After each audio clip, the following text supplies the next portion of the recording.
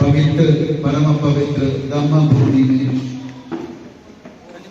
जहाँ जो समारोह में मंच पे उपस्थित डॉक्टर उमेश चलवाले जी, इस पवित्र भूमि के कर्ता कर्मा क्रिया श्री गायकवाड़ जी और उपाध्यक्ष गायकवाड़ जी, आपका नाम भी गायकवाड़ है, अशोक गायकवाड़ जी, और महाराष्ट्र का सेक्रेटरी नासिर माला जी और नामिया जी, और मेरे मध्य प्रदेश के दोस्त प्रवीण गोखड़े जी, भूपेंद्र जी, और यहाँ के बहुजन समाज पार्टी के मित्रों और बहनें भाइयों सभी लोगों को जय भीम। मित्रों, बहुत खुशी है कि मैं भाषण देने के लिए नहीं आया हूँ, सीखने के लिए आया हूँ, स्फूर्ति लेने के लिए आया हूँ। तो इसीलिए मैं ज्यादा नहीं बोल सकता हूँ, लेकिन मेरा संघर्ष जो है, मैं किस लिए भारतीय पुलिस सेवा 26 साल के नौकरी के बाद भी और 7 साल का नौकरी बाकी था मेरा, मैं DGP director general of police बन सकता था, लेकिन 7 साल का नौकरी छोड़ के क्यों मैं बहन जी कुमारी मायावती जी का पीछे एक सैनिक बन के चलने के लिए पसंद किया। मैं वो चीज मैं 26 साल का सरकारी नौकरी में 10 साल schedule caste, schedule tribe, OBC और रिलीजियस माइनॉरिटीज जितने भी स्टूडेंट्स है, बहुत गरीब स्टूडेंट्स थे।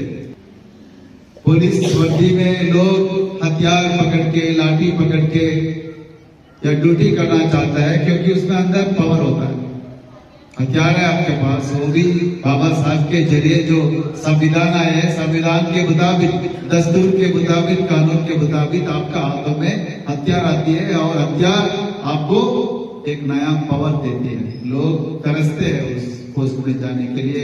मैं भी 3 साल हर दिन 16 घंटा मेहनत करके, क्योंकि 8वीं कक्षा तक हम बिजली भी नहीं देखे हमारे गांव में, देहात में, मतलब जंगलों में पैदा हुए और 8वीं कक्षा तक बिजली भी नहीं देखे।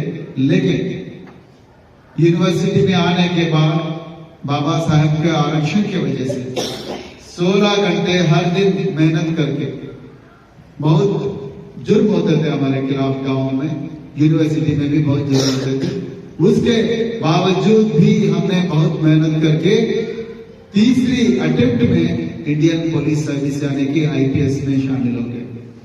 वहां से करीमनगर जिला का एसपी, बहुत सारे एसपी और जॉइंट कमिश्नर का, डिप्टी कमिश्नर का काम करके फिर भी हमारे तसल्ली नहीं मिली।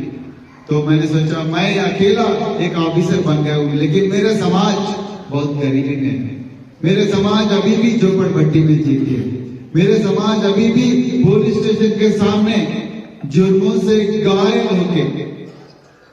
होके इंसाफ के लिए रो रही है मेरे समाज। इसे मेरे समाज आज भी सफाई कर्मचारी जैसा काम कर रहे हैं, हजारों लोग, लाखों लोग वही काम कर रहे हैं, मजदूर बनके, किसान बहुत लैंडलॉर्ड्स के खेतों में वे मजदूरी का काम कर रहे हैं, कोई अक्षरास्यत नहीं है पूरा। इसी के वजह से मैंने सोचा मैं अकेला संतुष्ट होने में कोई फायदा नहीं है, मैं अकेला लग्जरी कार में घूमने का कोई फायदा नहीं है, एसी रूम में बैठने का कोई फायदा नहीं है।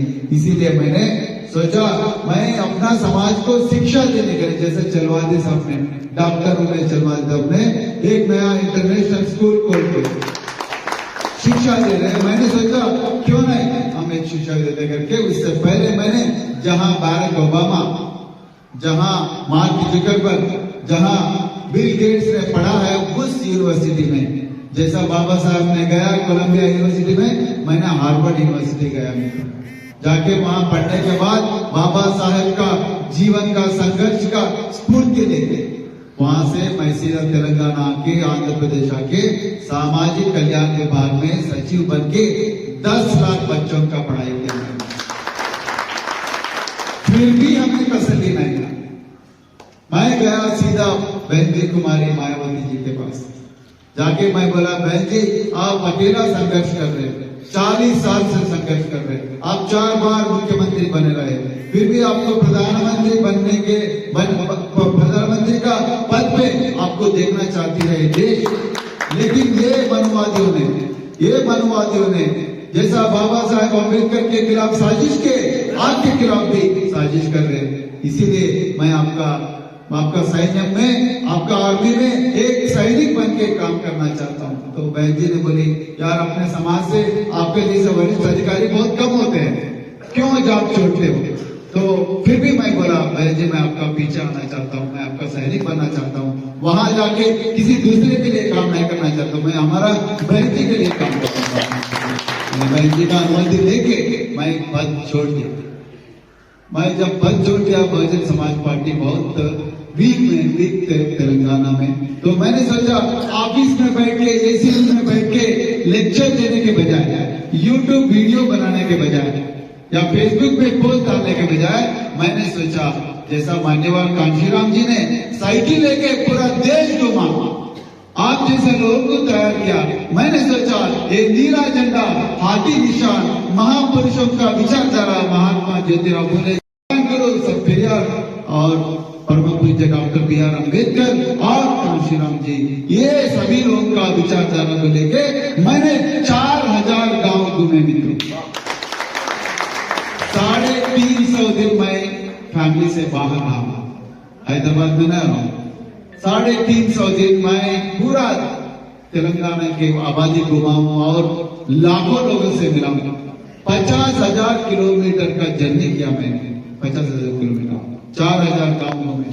तो ये पूरा करने के बाद मैं जब चुनाव लड़ा था, तो सिरपुर करके एक महाराष्ट्र से बॉर्डर की कॉन्स्टिट्यूंसी बढ़ती है, जनरल कॉन्स्टिट्यूंसी है। कई लोग बोले साहब आपको हराएंगे लोग, कैसे भी जैसा बाबा साहब को हराया आपको भी हराएंगे, जैसा कई लोग को हराया आपको भी हराएंगे। फिर भी मैं बोला नो, हम जाना है जहां अपना समाज दुखी है, जहां अपना समाज दबे हुए है, वंचित है, शोषित है, उस जगह जाके लड़ेंगे करके मैं जनरल कॉन्स्टिट्यूंसी में लड़ने के लिए गया।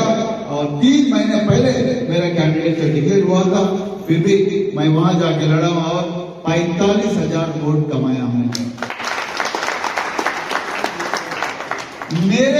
मुझे हराने के लिए 3 चीफ मिनिस्टर आए, एक योगी आदित्यनाथ, दूसरा हेमंत बिश्वा शर्मा असम के चीफ मिनिस्टर, और तीसरा आपका deputy chief minister Devendra Fadnavis. एक ब्लॉक लेके मेरे खिलाफ काम किए। ये लोग गलत फैलाया, प्रवीण कुमार हिंदू विरोधी है, प्रवीण कुमार अगर विधायक बने तो पूरा अपने क्या बोलते, पूरा टेम्पल जो है, टेम्पल गिराएंगे और बोलेंगे और फिर अपना बाबा साहब का विचारधारा हर घर में लाने के लिए कोशिश करेंगे। इसको जिताना मत करके लोगों को नेगेटिव कैंपेन करके पैसे देके 35 करोड़ खर्च किया मुझे हराने के लिए। तो ये पूरा खर्च करके मुझे हराया, लेकिन ये तो मेरा पहला शुरुआत है। तो आने वाले दिनों में जरूर करेंगे। जब तक बहन जी कुमारी मायावती जी ने देश का प्रधानमंत्री नहीं बनते थे, तब तक हम लड़ाएंगे, जंग जो है जारी रहेंगे। जब तक अपना नीला झंडा, हाथी निशान जब तक दिल्ली नहीं पहुंचती, तब तक हम हमारा संघर्ष जारी करेंगे। क्योंकि बाबा साहब ने कहा है, political power is the master key through which you can change the course of the nation. तो बाबा साहब ने जो सपना जो है, वो सपना को रियल करने के लिए हम सभी लोगों को संघर्ष करना है। इसके लिए बहुत मेहनत करना पड़ता है। ये व्हाट्सएप पोस्ट से नहीं होता, फेसबुक पोस्ट से नहीं होता, ट्विटर फीड से नहीं होता है। ये जमीन पे जाना है, बहुत कुर्बानी की जरूरत है, कंफर्ट जोन से बाहर जाना है, उसमें बहुत अपमान होते हैं, मुश्किल देखना पड़ता है, कुर्बान होना पड़ता है। बच्चों का मेरे ऊपर 4 FIR दर्ज हो गए, मेरे ऊपर लोकल पुलिस ने 307 का FIR भी दर्ज किया। मैं एडिशनल DGP रिटायर हो गया, मेरे ऊपर, मेरे बेटे के ऊपर भी एफआईआर दर्ज है। वो दिल्ली स्कूल ऑफ इकोनॉमिक्स में पीएचडी स्कॉलर है, उसके ऊपर भी एफआईआर दर्ज किया, पूरा फर्जी एफआईआर दर्ज किया।